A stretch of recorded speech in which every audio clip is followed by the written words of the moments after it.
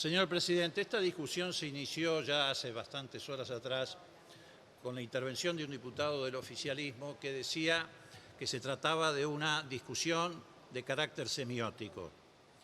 Y la verdad es que no se trata de eso, pero fue orientada en esa dirección. Estamos usando eufemismos, estamos usando formas hipócritas de referirnos a una situación que me parece que es muy nítida y muy clara.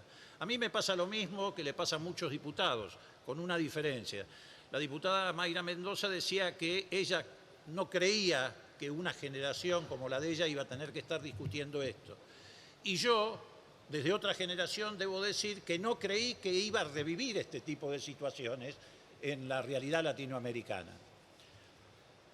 Simplemente quiero decir que los golpistas nunca se dicen golpistas, nunca se reconocen como tales y siempre tienen pretextos. En general siempre han utilizado a lo largo de la historia el mismo pretexto o los mismos pretextos. Por eso no hay que manejar eufemismos. Los golpistas son golpistas y los pretextos son pretextos. Yo le voy a leer, señor presidente, un pequeño párrafo de un discurso que dice: el gobierno provisorio que ha tenido que llevar adelante esta tarea para terminar con el abuso, el atropello, el fraude, el latrocinio y el crimen, proclama su respeto a la Constitución y a las leyes fundamentales vigentes y su anhelo de volver cuanto antes a la normalidad, ofreciendo a la opinión pública las garantías absolutas a fin de que a la brevedad posible pueda la nación, en comicios libres, elegir sus nuevos y legítimos representantes. ¿Saben quién decía esto? Y se lo digo particularmente a mis correligionarios. José Félix Uriburu. En aquella época a los gobiernos populares no los calificaba de fraudulentos la OEA, que ha sido siempre un instrumento de las políticas del panamericanismo y nunca ha representado las políticas latinoamericanas. Bastaba con que el diario Crítica, la prensa y el Jockey Club dijeran que un gobierno era fraudulento para que se justificara un golpe de Estado. Y cumplió la palabra, llamó a elecciones un año después y como ganó el radicalismo, anuló las elecciones y mandó más de 500 dirigentes radicales presos a Ushuaia, mientras lo tenía preso a Irigoyen en la isla Martín García. No es nuevo esto. No hacía falta que existiera la OEA.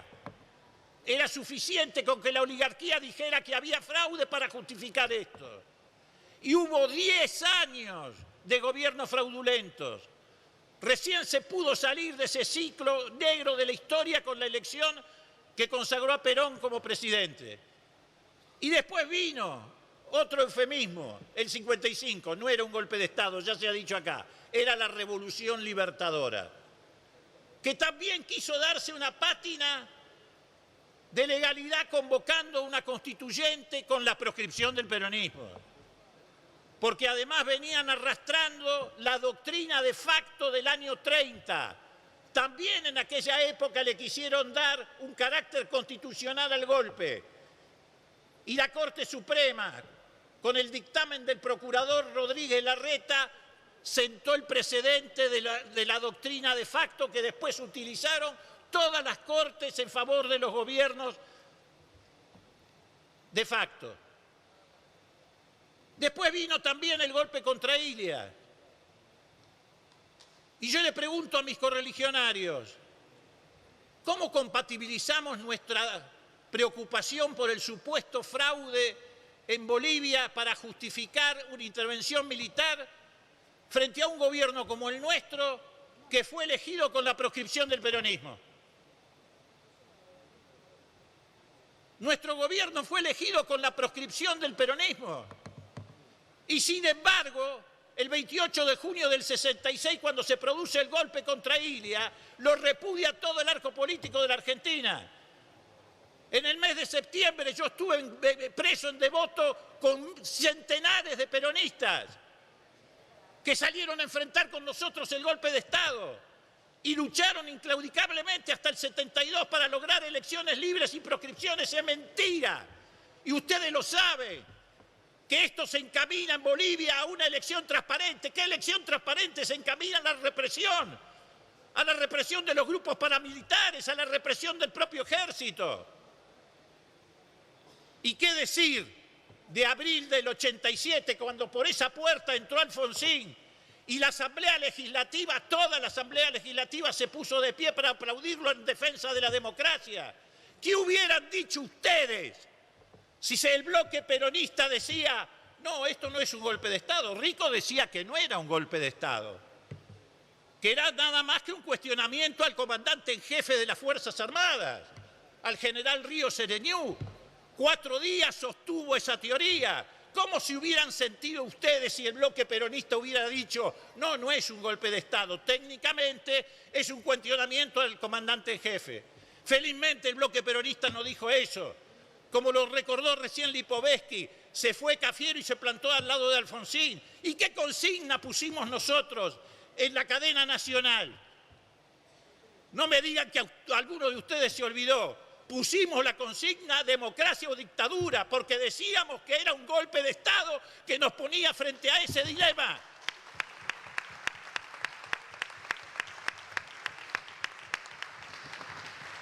Y no es cierto que el pacto democrático lo selló Alfonsín. Alfonsín condujo el proceso democrático por donde debía conducirlo, pero el pacto democrático se consolidó ese día, cuando el peronismo se puso al lado del gobierno de Alfonsín y defendimos todos juntos las instituciones sin entrar en eufemismos, sin decir, no, en realidad Rico está cuestionando las políticas vinculadas a derechos humanos. No, dijimos que era un golpista.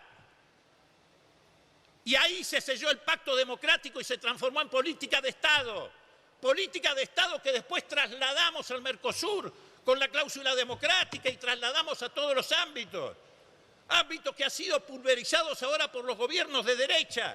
Por eso no se pueden aplicar esas pautas, porque han sido pulverizados los organismos como el Mercosur, la UNASUR, la CELAC. No hay dónde aplicar y dónde debatir la cláusula democrática. Diputado. Entonces, señor presidente, yo no quiero hacer una referencia de tipo personal, pero frente a algunas intervenciones siento que he fracasado. Siento que he fracasado en la docencia política.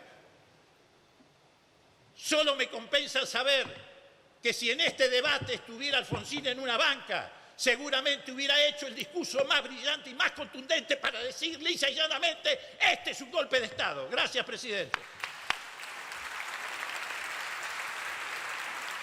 Gracias, señor diputado.